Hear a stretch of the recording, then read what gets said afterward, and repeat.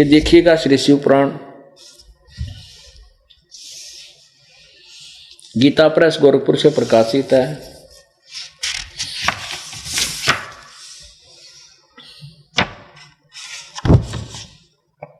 संपादक हैं हनुमान प्रसाद पोदार, और इसका हम थोड़ा सा सुनाएंगे आपको, ज्यादा नहीं। ये देखिएगा,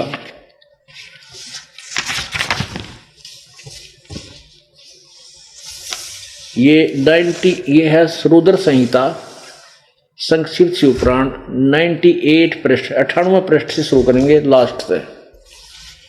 अपने पुत्र नारद की यह बात सुनकर लोक पितामह ब्रह्मा वहां इस प्रकार बोले। रुद्र संहिता का यो 5वां अध्याय समाप्त होगा, 6ठे में प्रवेश करते हैं। ब्रह्मा जी ने कहा, ब्रह्मन देव श्रोमणे, तुम सदा समस्त जगत के उपकार में लगे रहते हो। तुमने लोगों के हित की कामना से बहुत उत्तम बात पूछी है। जिसमें समस्त चराचर जगत नष्ट हो गया था, सर्वत्र केवल अंधकार ही अंधकार था, न सूर्य दिखाई देते थे न चंद्रमा, अन्य ग्रहों को और नक्षत्रों का भी पता नहीं था, न दिन होता था न रात, अग्नि पृथ्वी वायु और जल की भी सत्ता नहीं थी। उसमें तत्सद ब्रह्म, इस श्रुति में जो सत सुना जाता एकमात्र वही शेष था। अब 100 पृष्ठ पे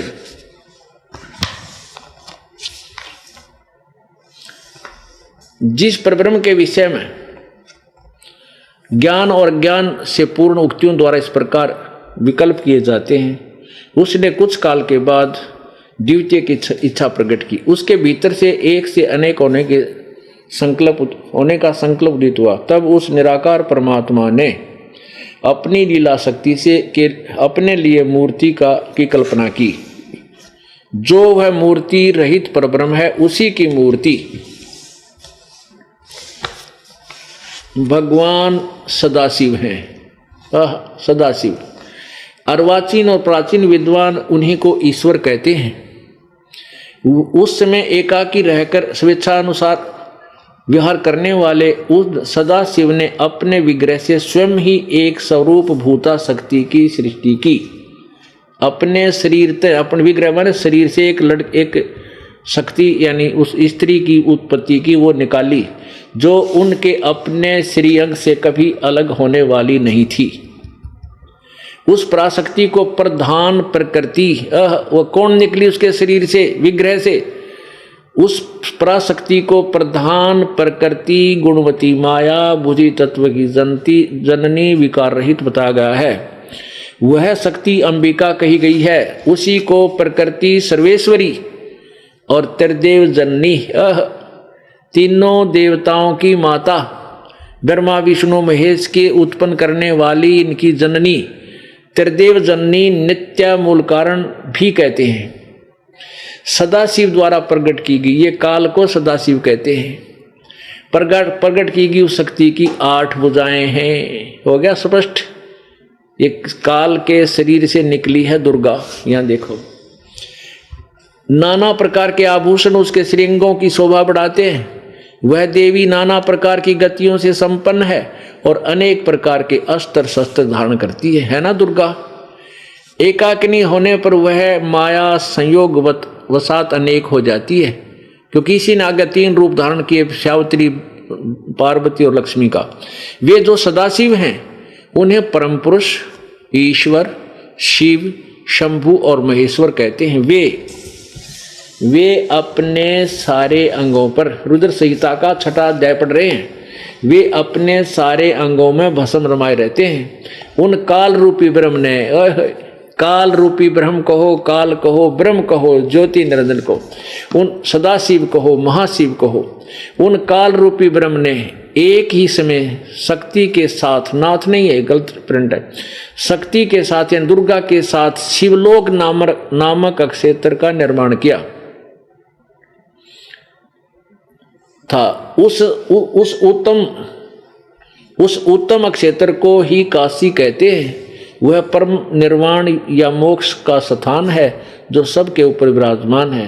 वे प्रिया और प्रियतम यानी पति पत्नी रूप में शक्ति और शिव, दुर्गा और ये काल जो परमानंद स्वरूप हैं, उस मनोरम क्षेत्र में नित्य निवास करते हैं। काशी पूरी परमानंद रूपणी है। मुने शिव और शिवा ने यानी काल और दुर्गा ने प्रलय रोग काल में भी कभी उस क्षेत्र को अपने सानिध्य से मुक्त नहीं किया। आगे देखो, देवर से एक समय उस आनंद वन में रमण करते हुए शिवा दुर्गा शक प्रकृति और शिव ये काल के मन में यह इच्छा हुई कि किसी दूसरे पुरुष की सृष्टि करनी चाहिए, यानी को बालक उत्पन्न करना चाहिए, बच्चा पैदा करना चाहिए। जिस पर यह सृष्टि संचालन का महान भार रखकर हम दोनों केवल काशी में रहकर स्वेच्छा अनुसार विचरें और निर्वाण धारण करें, ऐसा निश्चय करके शक्ति सहित यानी दुर्गा के साथ सर्वव्यापी परमेश्वर शिव ने इस काल ने पति पत्नी व्यवहार किया। अपने वाम अंग के 10वें अंग पर, वाम भाग के 10वें अंग पर अमृत मल दिया। फिर तो वहां से एक पुरुष प्रकट हुआ, यानी एक बच्चा पैदा हो गया। अब देखिए 102 पृष्ठ पे, 100 पे हमने पढ़ा। अब ज्यादा ना कह के हम इतना ही सुनाएंगे। उस काल ने कहा, शिव ने कहा, वत्स व्यापक होने के कारण तुम्हारा विष्णु नाम विख्यात हुआ। तेरा नाम विष्णु धर दिया। दुर्गा और काल से जो उत्पन्न हुआ ये पुत्र निरंजन से, उसका नाम विष्णु रख दिया। अब ब्रह्मा जी बता रहे हैं, आगे देखो, ये 6ठा अध्याय समाप्त हो गया रुद्र संहिता का। ये रुद्र संहिता का 6ठा अध्याय समाप्त हुआ। अब यहाँ 7वां शुरू होता है 103 पृष्ठ पे। ब्रह्मा जी कहते हैं देवर से, तत्पश्चात कल्याणकारी परमेश्वर शाम सदाशिव ने पूर्ववत प्रयत्न करके जैसे विष्णु उत्पन्न की पैदा किया था, मुझे भी अपने दैन्य अंग से उत्पन्न कर दिया। बस गढ़ा नहीं पढ़ते, इतना बतेरा। अब यहाँ 2 तो उत्पन्न हो गए, ब्रह्मा और विष्णु, काल और दुर्गा से, क्योंकि ये शिव प्राण है और ये काल शिव रूप में होता है। उसकी महिमा शिव पुराण में लिखी जाती है शिव रूप से। अब ये सिद्ध करना है कि इससे अलग, इस काल से न्यारे ब्रह्मा विष्णु महेश और हैं, तब आपको विश्वास होगा कि सचमुच ये काल अलग है और ब्रह्मा विष्णु महेश इसके पुत्र हैं। अब देखो 110 पृष्ठ पे, ये रुद्र संहिता का 9वां अध्याय, ये रुद्र संहिता का 9वां अध्याय 110 पृष्ठ पे। इसमें क्या कहा कि इस प्रकार ब्रह्मा विष्णु और रुद्र इन 3 देवताओं में गुण हैं और परंतु शिव गुणातीत माने, यानी इस शिव जो है यू काल है सदाशिव को, यो ब्रह्मा विष्णु और महेश यानी रुद्र से अलग है। अब फिर आ जाए यहाँ पर, ये देखना, ये 86 पृष्ठ पे क्या कहा कि हमने सुना है कि भगवान शिव शीघ्र प्रसन्न हो जाते हैं, वे महान दयालु हैं, इसलिए अपने भक्तों का कष्ट नहीं देख सकते। ब्रह्मा विष्णु और महेश ये 3 देवता शिव के ही अंग से उत्पन्न हुए हैं। अब ये बात ये क्लियर करना चाहता है दास के जो ये काल है, ये ब्रह्मा विष्णु महेश से अलग है। अब और क्लियर आपके समक्ष दिखाते हैं। इस काल ने क्या कहा है ये देखिएगा। ब्रह्म ने यही शिव पुराण विद्वेश्वर संहिता और संक्षिप्त शिव पुराण पृष्ठ 26 पे, यहाँ ज़्यादा ना पढ़ के थोड़ा सा कहेंगे। ये काल क्या कहता है ब्रह्मा और विष्णु को, पुत्रों तुम दोनों ने तपस्या करके प्रसन्न हुए मुझ परमेश्वर से सृष्टि और सतिथि नामक 2 कृत प्राप्त किए हैं। ये दोनों तुम्हें बहुत प्रिय हैं। इसी प्रकार मेरी विभूति स्वरूप रुद्र और महेश्वर में 2 अन्य उत्तम करते हैं, संहार और तिरोभाव, मुझसे प्राप्त किए। अब क्या हो गया, कति कंसेप्ट क्लियर हो गया कि ब्रह्मा और विष्णु अलग हैं, जिन्होंने